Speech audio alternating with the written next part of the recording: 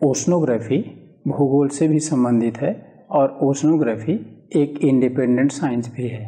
और ओशनोग्राफी या महासागर विज्ञान आज बहुत ही महत्वपूर्ण है, क्योंकि हम लोग इस पृथ्वी के लगभग 29% स्थल भाग पर ही निवास करते हैं। शेष पृथ्वी के 71% भाग पर महासागर या जल राशियाँ हैं। दूसरी चीज़ है कि पृथ्वी पर हमारी जनसंख्या बढ़ रही है और मजबूर होकर हम समुद्र की तरफ बढ़ रहे हैं, इनक्रोच करना चाहते हैं, जैसे पोल डर हम सीखेंगे।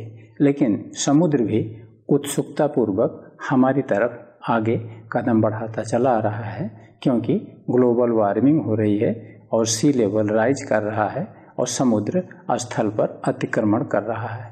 इस तरह से एक द्वंद्व युद्ध में हमारी एक नैतिक जिम्मेदारी है कि हम महासागरों के चरित्र के बारे में सीखें और ये देखें कि उसको क्रम से कैसे सीखें और उसके प्रदूषण पर और उसके आगे बढ़ने पर किस तरह से नियंत्रण करें।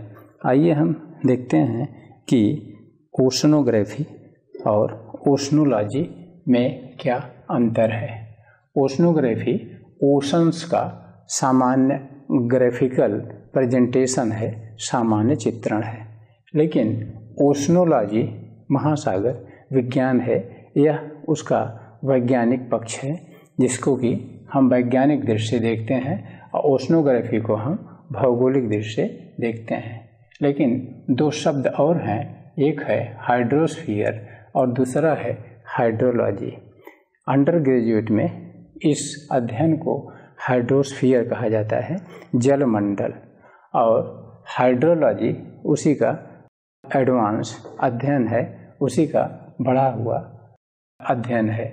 लेकिन आप इस हाइड्रोस्फीयर को यदि साइंटिफिक दृष्टि से देखते हैं तो उसको कहा जाता है हाइड्रोलॉजी। अब यहाँ एक प्रश्न उठता है कि क्या हाइड्रोस्फीयर ज़्यादा वाइड है, व्यापक है कि ओशनोग्राफी?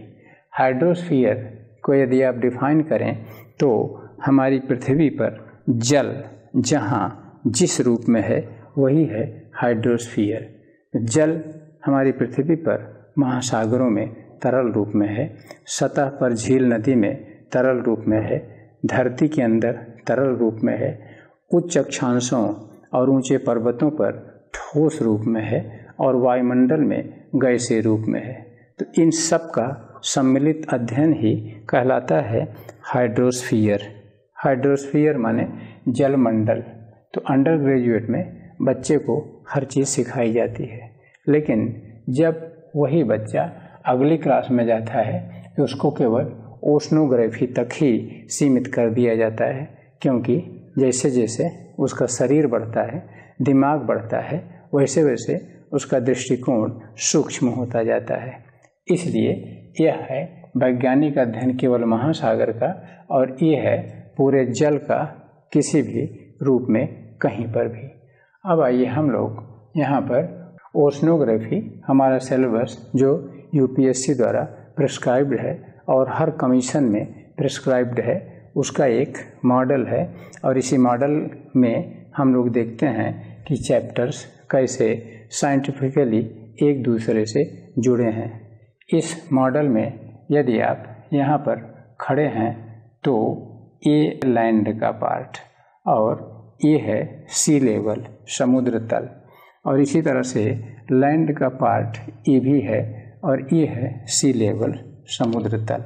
तो समुद्र तल से ऊपर वाले भाग को लैंड कहते हैं और समुद्र तल से नीचे वाले भाग को ओशन बॉटम या ओशन बेसिन कहा जाता है। ये पूरा हुआ बेसिन का भाग, इतना भाग। और ये सी लेवल, समुद्र तल, और ये सी बॉटम या ओशन बॉटम कहा जाता है। ये कहा जाता है समुद्र तल, ये कहा जाता है समुद्र तली या नितल। अब हम सब चैप्टर को इसी तल और तली के बीच में ही पढ़ेंगे। जैसे हम देखते हैं कि पहले हैं ओशंस एंड इंट्रोडक्शन, महासागरों का परिचय, जिसको हम एक अलग मानचित्र में देखेंगे कि महासागरों की सीमा कौन है। प्रशांत महासागर, और कैसे उसको अलग किया जाएगा हिंद महासागर से और अटलांटिक महासागर से, इस तरह से हम इसका परिचय देखेंगे। और उसके बाद हम लोग पैलियो ओशनोग्राफी का भी अध्ययन करेंगे, जिसमें कि पूरा महासागर का अध्ययन किया जाएगा। जैसे कि क्या आज हम जिन महासागरों को जैसे देख रहे हैं, क्या प्रारंभ में वैसे ही थे या उनमें कुछ परिवर्तन हुआ है। निश्चित रूप से पहले पैंथालसा था, बाद में टिथीस बना, फिर नॉर्थ अटलांटिक ओशन, फिर साउथ अटलांटिक ओशन, फिर इंडियन ओशन, फिर अरेबियन सी और बे ऑफ बंगाल। और ऐसा नहीं है कि यह क्रिया रुक जाएगी, महासागर बनने की क्रिया भविष्य में भी चलती रहेगी और आने वाले समय में खुलेगा एक नया महासागर अफ्रीका की बरंस घाटी के सहारे। और इसी तरह से दिल्ली, हरिद्वार, हार्सिल रिज से ओखोटक सागर तक मिलाने वाली रेखा के सहारे विवर्तन की घटनाएं यह सिद्ध कर रही हैं कि वहाँ भी खुलेगा एक नया महासागर। क्यों किया जाए नामकरण जन्म के पहले। इस तरह से महासागरों का भी अपना एक इतिहास होता है जो हम इस दूसरे चैप्टर में सीखेंगे।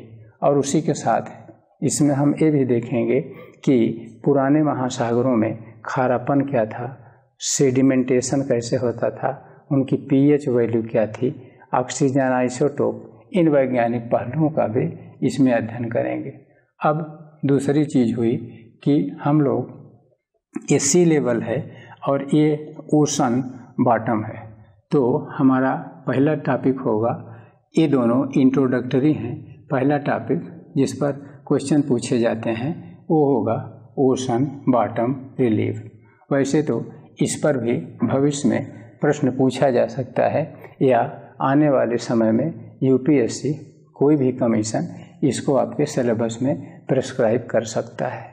लेकिन इस समय ओशन बॉटम रिलीफ हमारा पहला टॉपिक है, जिसमें हम यहाँ से समुद्र में उतरेंगे तो किस तरह से कॉन्टिनेंटल शेल्फ, फिर स्लोप, फिर डीप सी प्लेन, फिर ट्रेंच, कैनियन और इस तरह से यहाँ पर फिर रिज, ये मार्जिनल सी और फिर कॉन्टिनेंट आ जाएंगे। हम एक पदयात्रा करेंगे समुद्र के नितल पर, और जैसे स्थलखंड पर पहाड़, पठार, मैदान, घाटी, कैनियन होते हैं, उसी तरह से इसमें भी उच्चावची विषमता मिलती है और इसको हम हिप्सोमेट्रिक कर्व द्वारा अच्छी तरह से व्याख्या करेंगे। और इसमें परिवर्तन भी अनवरत हो रहे हैं, जैसे कि महाद्वीपों के स्थलखंडों में परिवर्तन हो रहा है, ऐसे इसमें भी। और इसके बाद जब महासागर में आप पदयात्रा कर रहे हैं तो आप पानी में डूबे ही रहेंगे, मुंह में पानी जाएगा ही, और क्या वह पानी मीठा लगेगा या खारा, निश्चित रूप से खारा लगेगा। तो उसी समय चलते चलते खारापन का भी अध्ययन कर लेंगे, क्योंकि दुनिया के हर महासागरों के खारापन के वितरण को प्रभावित करने वाले कुछ कारक हैं और खारापन हर महासागरों की अपनी विशेषता है। और इसके बाद तीसरा पॉइंट होगा ocean temperature and heat budget. अब यदि आप इस महासागर में पैदल चले जा रहे हैं तो निश्चित रूप से यहाँ सी सरफेस के टेम्परेचर में और ओशन बॉटम के पानी के टेम्परेचर में अंतर होगा।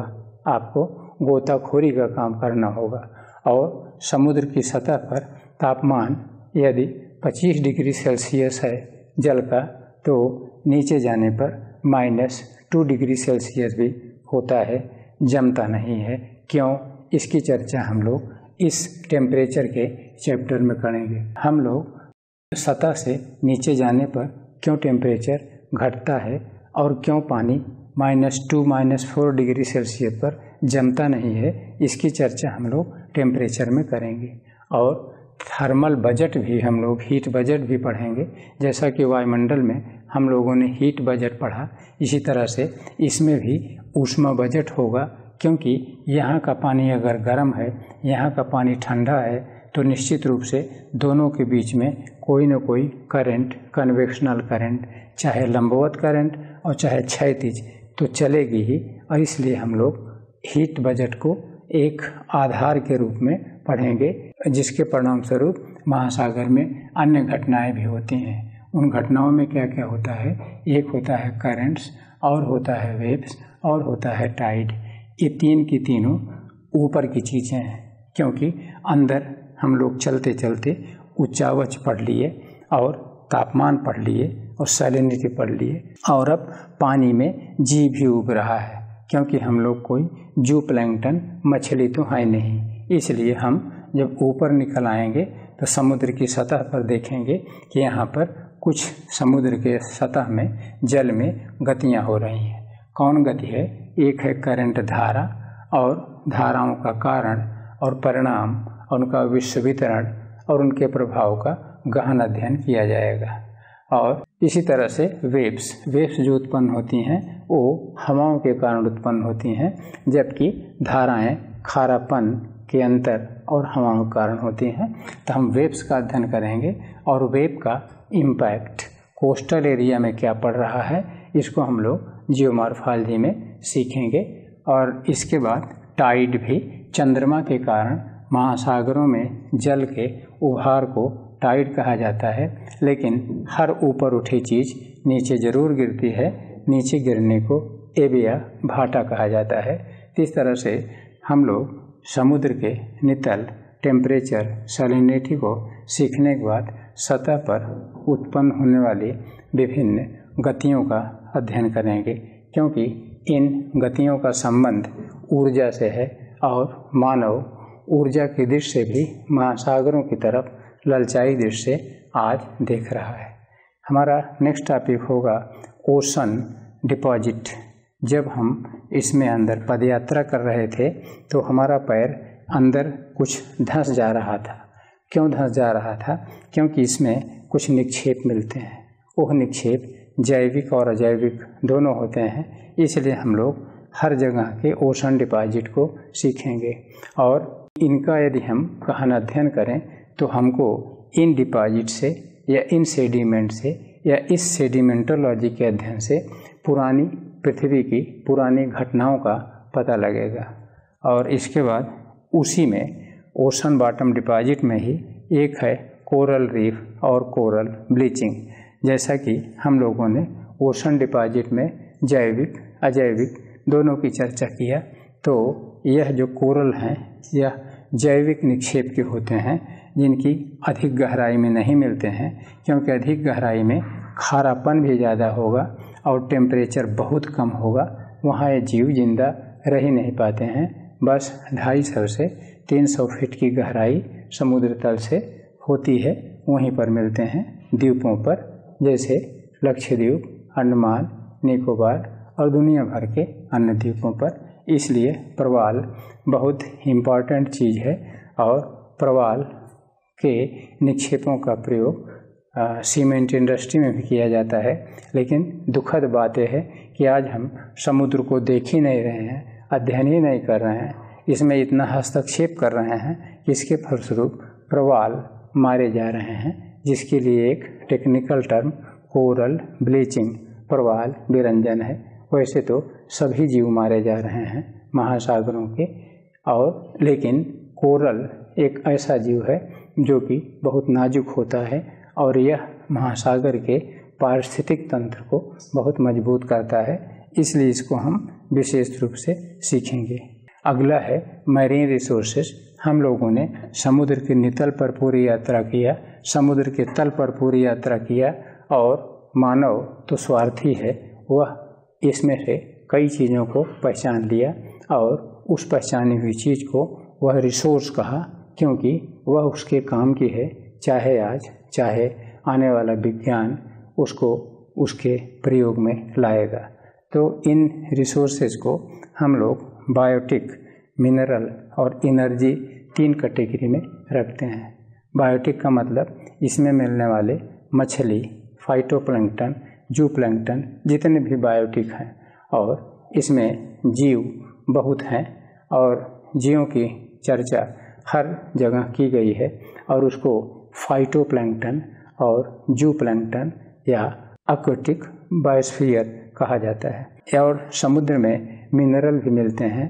मिनरल में जैसे कि आप यहाँ पर देख रहे हैं समुद्र तल के नीचे मिनरल, जैसे कि इसमें अनेक मिनरल मिलते हैं और उन मिनरल में आयरन, निकेल और विशेष रूप से पॉलीमेटेलिक नॉड्यूल बहुधात्विक खनिज पाए जाते हैं, जैसे इंडियन ओशन में, अरेबियन सी में या वर्ल्ड के सब ओशन में। इस तरह से मिनरल के अलावा यहाँ पर गैस और पेट्रोलियम के भी डिपॉजिट मिलते हैं, जो कि ऑफशोर या मैरीन डिपॉजिट के अंतर्गत आते हैं। इनकी माइनिंग और ड्रिलिंग होती है। इसी तरह से हम लोगों को एक टॉपिक होगा मैरीन एनर्जी, जैसे कि यहाँ आपने देखा कि मैरीन रिसोर्सेज में बायोटिक रिसोर्सेज, मिनरल रिसोर्सेज के बाद एक होती है मैरीन एनर्जी, समुद्री ऊर्जा।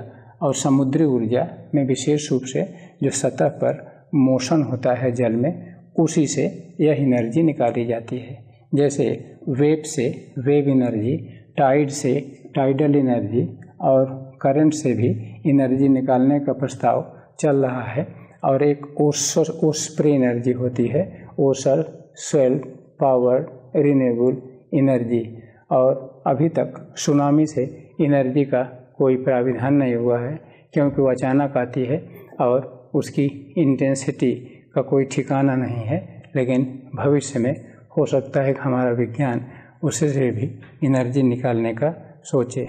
और इसके बाद हमारा नेक्स्ट टॉपिक होगा सी लेवल चेंज। समुद्र को हम लोग पढ़ते ही रह गए, लेकिन हो क्या रहा है कि समुद्र में इस समय परिवर्तन हो रहा है। इस समय ग्लोबल वार्मिंग हो रही है और ग्लोबल वार्मिंग का परिणाम हो रहा है कि पोलर और हाई अल्टीट्यूड की बर्फ़ गल रही है और उसके कारण हमारा सी लेवल उठ रहा है।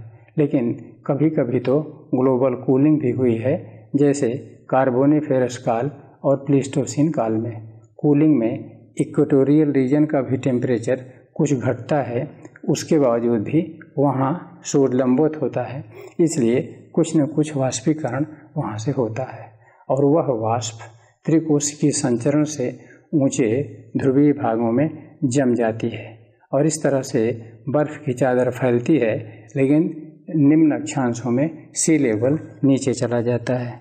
इस तरह से हमारे महासागर का एक इतिहास है कि यहाँ पर सी लेवल चेंज हुआ है। जैसे कि यहाँ पर सी लेवल में पॉजिटिव चेंज, ये तो सी का नॉर्मल लेवल है, लेकिन जब सी लेवल ऊपर जाएगा तो यहाँ तक आ जाएगा और स्थल का इतना भाग जलमग्न हो जाएगा। लेकिन सी लेवल जब नीचे आएगा तो हो जाएगा निगेटिव चेंज, ऋणात्मक परिवर्तन। आप बताइए इस समय कि सी लेवल में पॉजिटिव चेंज हो रहा है कि नेगेटिव? निश्चित रूप से धनात्मक परिवर्तन हो रहा है, सी लेवल उठ रहा है, द्वीप और निम्न तटीय भाग लगातार डूबते जा रहे हैं। फिर हम लोगों का अगला पॉइंट होगा लॉ ऑफ द सी, समुद्र के नियम। समुद्र के नियम में जैसे दो देश हैं और मान लीजिए कि इंडोनेशियाई देश हैं और इंडोनेशियाई देशों के बीच में यहाँ पर आपका एक समुद्र है, जैसे इंडोनेशिया, मलेशिया, इस तरह से। तो इनके बीच में जो समुद्र है उस पर कुछ न कुछ रिसोर्स हैं। दोनों देश अधिकतम रिसोर्स लेना चाहेंगे, इसलिए वहाँ पर एक युद्ध हो सकता है। इसके लिए और इस तरह से कई समस्याएं पूरी दुनिया में हैं।